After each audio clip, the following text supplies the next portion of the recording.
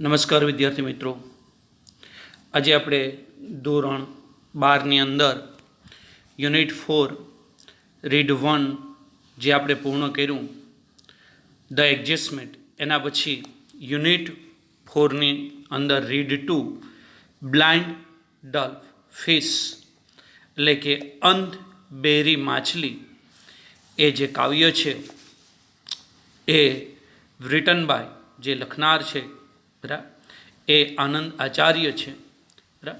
આજે આપણે આ કાવ્ય છે, આ પોયમ છે, એમના વિશેની આપણે ચર્ચા કરવાની છે.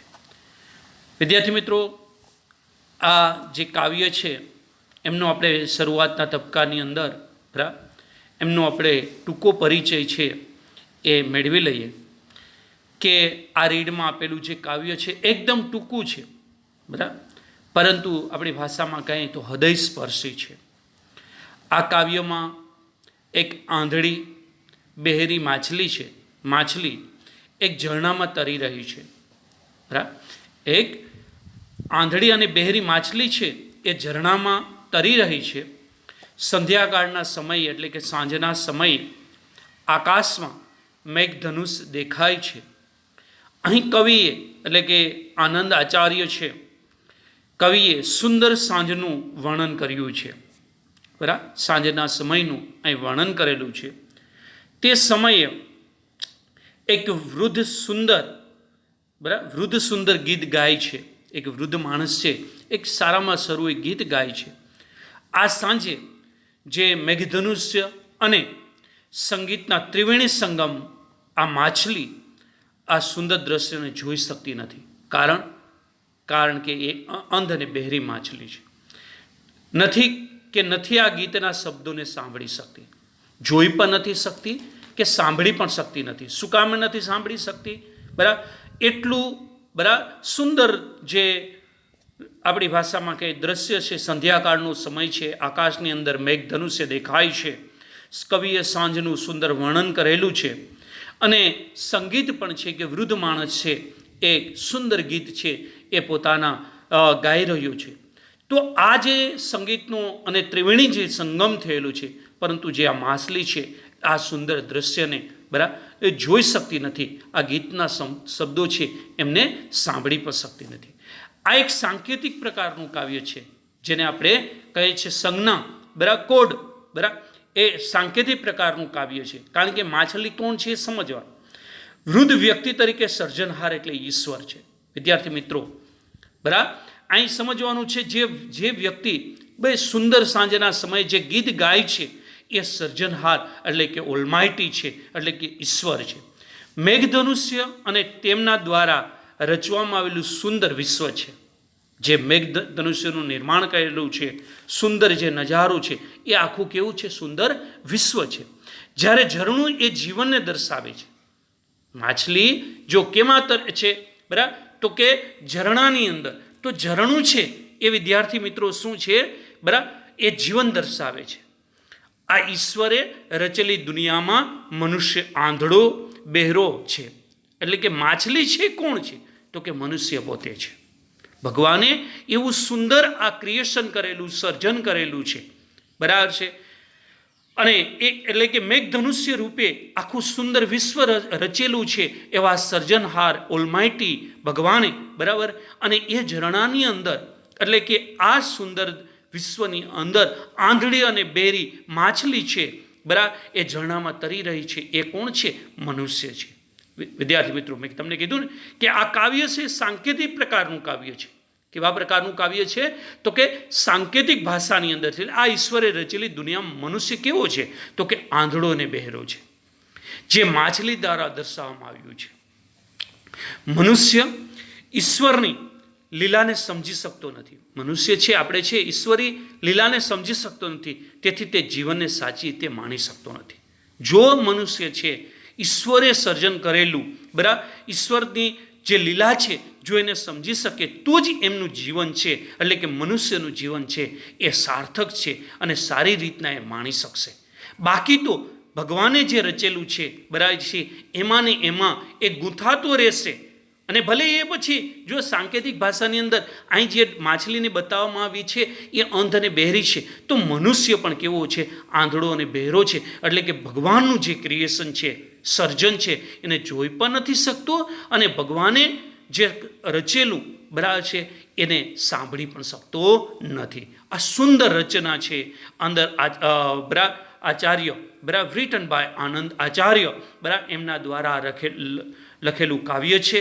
બરાબર સાંકેતિક કાવ્ય છે. સાંકેતિક કાવ્યની અંદર આપણે સમજવાનું છે માછલી છે મનુષ્ય છે, બરાબર છે. મેઘધનુષ્ય છે એ મેઘધનુષ્ય છે એ ભગવાને કરેલું સુંદર રચના છે. અને બરાબર છે જે ગીત ગાઈ રહેલો વયોવૃદ્ધ માણસ છે એ કોણ છે? તો કે ઈશ્વર છે, ઓલમાઇટી છે.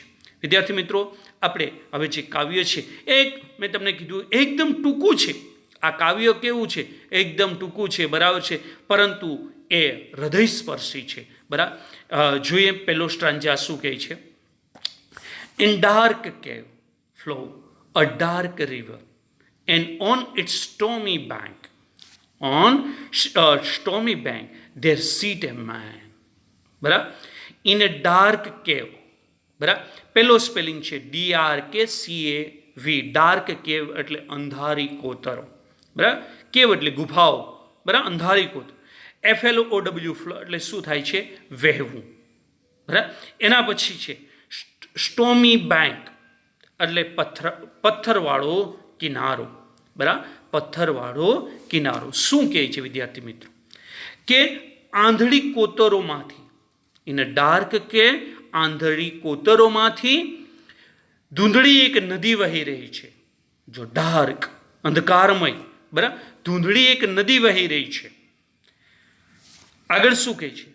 કે તેના પથ્થરોવાળા કિનારા પર બરાબર સીટ અ મેન. બરાબર એક અતિ વૃદ્ધ માણસ બેઠા બેઠા જાણે કે બરાબર શું કહે છે બેઠેલો છે. એન્ડ સ્ટોમી બેંક તે પથ્થરોવાળા કિનારા પર એક અતિવૃદ્ધ માણસ બેઠો છે.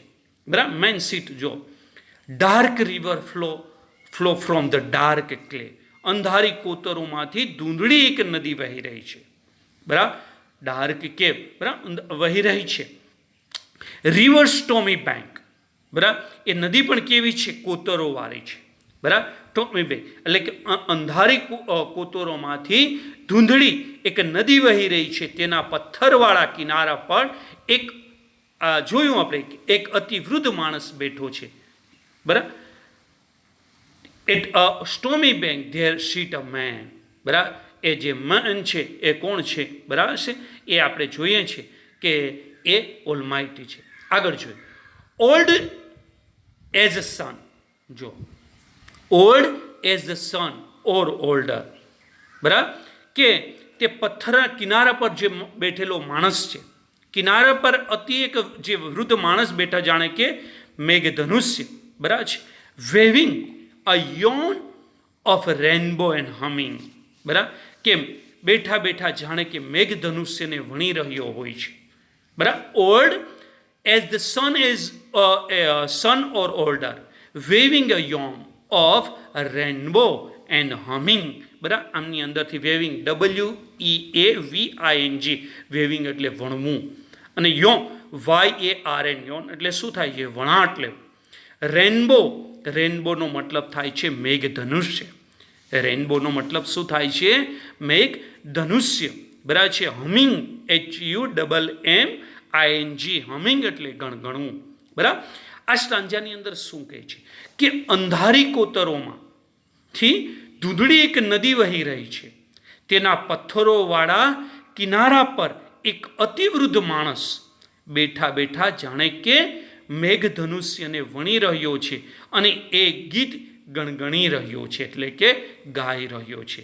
હમિંગ એ સોંગ. બરાબર આવશે હમિંગ એ સોંગ. બરાબર એ ગીત ગાઈ રહ્યો છે. બરાબર વિદ્યાર્થી મિત્રો, આમની અંદરથી આપણે 2-5 જે પ્રશ્નો છે એમના વિશે ચાલો. જો ઇન એ ડાર્ક, જો શરૂઆત ક્યાંથી સ્ટ્રાન્જાની શરૂઆત છે કે in a dark cave flow the dark river and on stormy bank there sit અ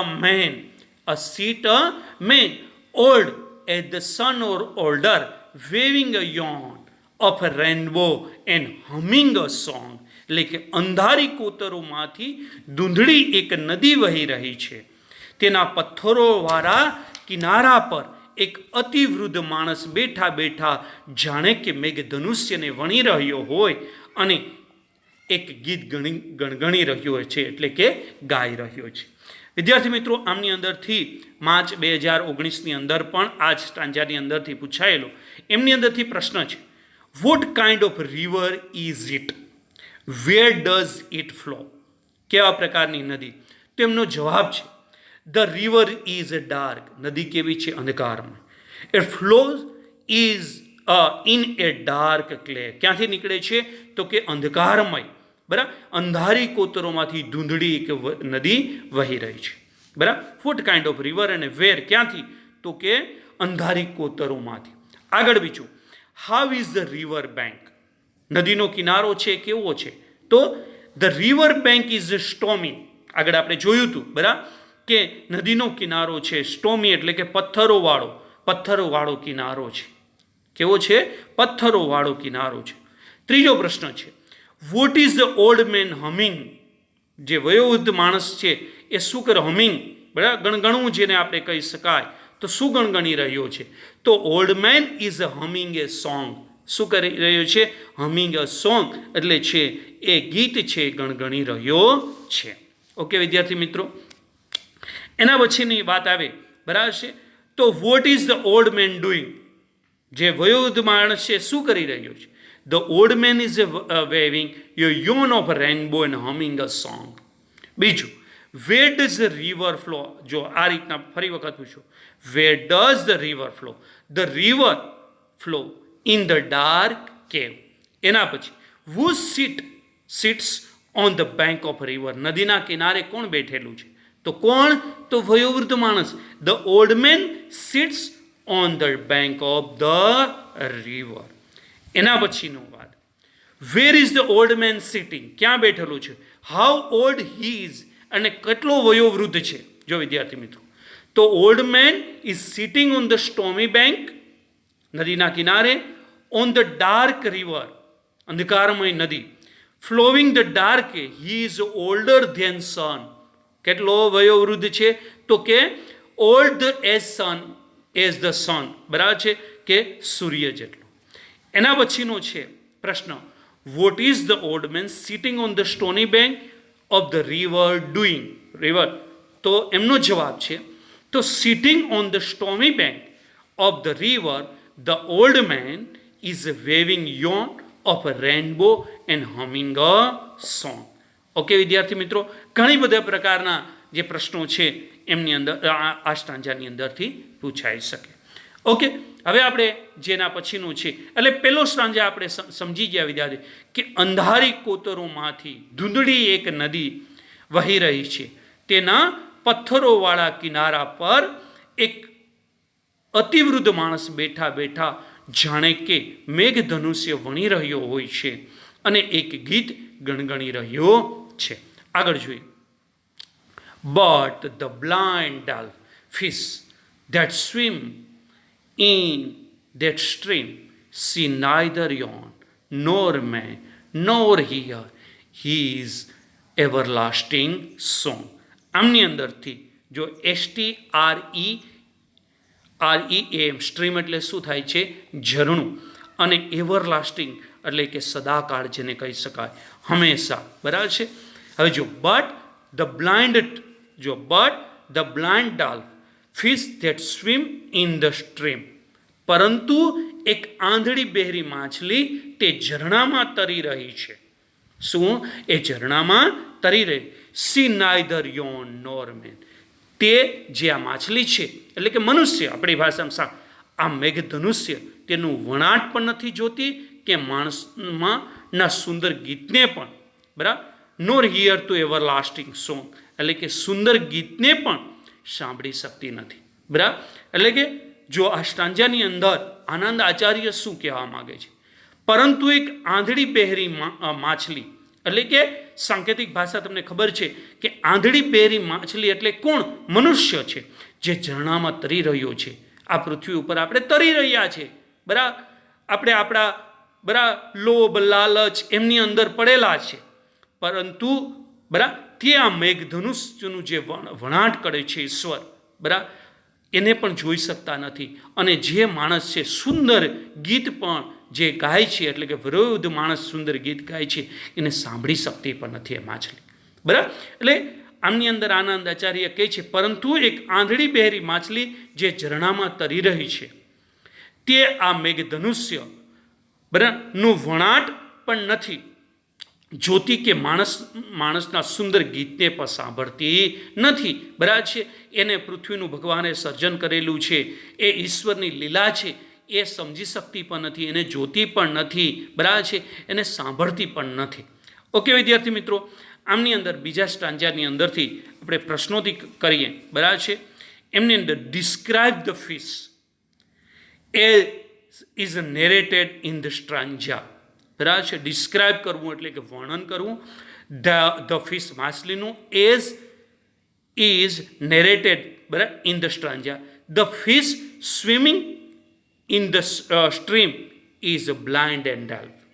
જે માછલી છે એ ઝરણાની અંદર તરી રહી છે અને કેવી છે તો કે બ્લાઇન્ડ, અંધ અને બહેરી છે. આપણે એનું વર્ણન કરવાનું કીધું હતું. What can it not do, એ શું નથી.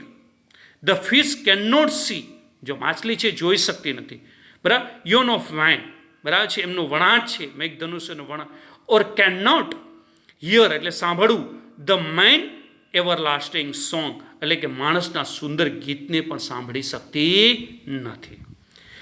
એના પછીનો પ્રશ્ન બને છે, where does the fish swim, ક્યાં તરે છે તો fish swim in a stream, ક્યાં ઝરણાની અંદર તરે છે. એના પછીનો પ્રશ્ન, why does the poet call the fish deaf and blind, શા માટે પોએટ છે એ માછલીને બરાબર અંધ અને બહેરી કહી છે. The poet calls the fish deaf and blind because, કારણ કે નાઇધર સી હિયર, એ સાંભળી પણ નથી શકતી, everlasting song or an old man nor see the old man, બરાબર છે, કે માણસને જોઈ શકતી પણ નથી. એના પછી લાસ્ટ છે, what does the poet want to convey through the word, બરાબર. વોટ ડઝ ધ પોએટ એટલે કે આનંદાચાર્ય છે, વોન્ટ ઈચ્છે છે to convey through the word, શબ્દો દ્વારા. See neither yarn nor man nor hear his everlasting song, આ શબ્દો દ્વારા શું કહેવા માગે છે, કન્વે કરવા માગે છે.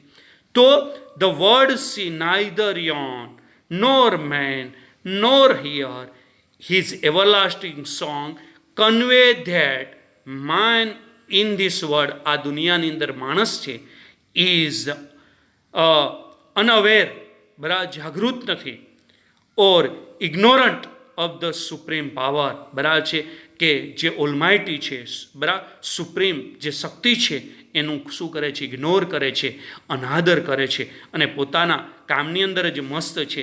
પરંતુ આ ભગવાને જે સુંદર નિર્માણ કરેલું છે એ ઈશ્વરની જે લીલા છે એ લીલાને આ મનુષ્ય છે એ સમજી શકતો નથી. વિદ્યાર્થી મિત્રો, આમની અંદર આનંદ આચાર્ય દ્વારા જે રીડ છે ટુ ધ બ્લાઇન્ડ ડલ્ફિશ એટલે કે અંધ અને બહેરી માછલી, એ સાંકેતિક ભાષા બહુ સુંદર કાવ્ય હતું, બરાબર. એમના જે પ્રશ્નો છે એ આપણે બરાબર છે એમના વિશેની પણ ચર્ચા કરી, બંને સ્ટ્રાન્જા છે એ આપણે જોયેલા છે. ઓકે વિદ્યાર્થી મિત્રો, આમની અંદર સાંકેતિક ભાષાની અંદર પણ આપણે ખબર છે કે જે વૃદ્ધ માણસ છે એ કોણ હતો તો કે ઈશ્વર પોતે હતા, બરાબર. જે માછલી છે એ માછલી કોણ છે તો કે મનુષ્ય છે, બરાબર છે. પરંતુ એ માછલી છે સ્ટ્રીમ એટલે કે ઝરણાની અંદર, બરાબર સતત વહેતી રહી છે, પરંતુ જે ભગવાનનું જે સર્જન છે, બરાબર છે, મનુષ્ય ઈશ્વરની લીલાને એ અંતે છે એ સમજી શકતો નથી. અને એટલા જ માટે મનુષ્યને પણ આનંદ આચાર્ય દ્વારા શું કહેવામાં આવ્યું છે કે એ પણ કેવો છે, અંધ છે અને બહેરો છે, બરાબર છે, કે જે ભગવાનની જે લીલા છે, બરાબર છે, એને જોઈ પણ શકતો નથી અને સાંભળી પણ શકતો નથી. ઓકે વિદ્યાર્થી મિત્રો, થોડાક ગ્લોસરીના શબ્દો આપે. જો સ્ટોની એટલે કે રોકી, રોક એટલે ખડક, બરાબર છે. બેંક એટલે કે નદીનો કિનારો છે, વેવિંગ હલાવ, બરાબર. હમિંગ ગણવું યમ, બરાબર છે. એમનો મતલબ પણ થાય છે કે વણાટ આપવો, બરાબર આપણે જોયું છે. અને એવરલાસ્ટ, જેને આપણે ઇન્ટરનલ કહીએ છીએ, એવરલાસ્ટિંગનો મતલબ થાય છે હંમેશ. મે બી કદાચ જે સિમિલર મિનિંગ આવે, એટલે કે સમાનાર્થી શબ્દ આવે, તો આ જે અહીં શબ્દો આવેલા છે, બરાબર, એ શબ્દો છે એમના જે સિમિલર મિનિંગ છે એ તમને મળી શકે. ઓકે વિદ્યાર્થી મિત્રો, એ આનંદ આચાર્યનું આ સુંદર કાવ્ય છે એ આપણે પૂર્ણ કર્યું. હવે પછીનું જે યુનિટ 5 છે એ હવે આપણે પછીના નેક્સ્ટ વિડીયો લેક્ચરની અંદર જોશું. Thank you.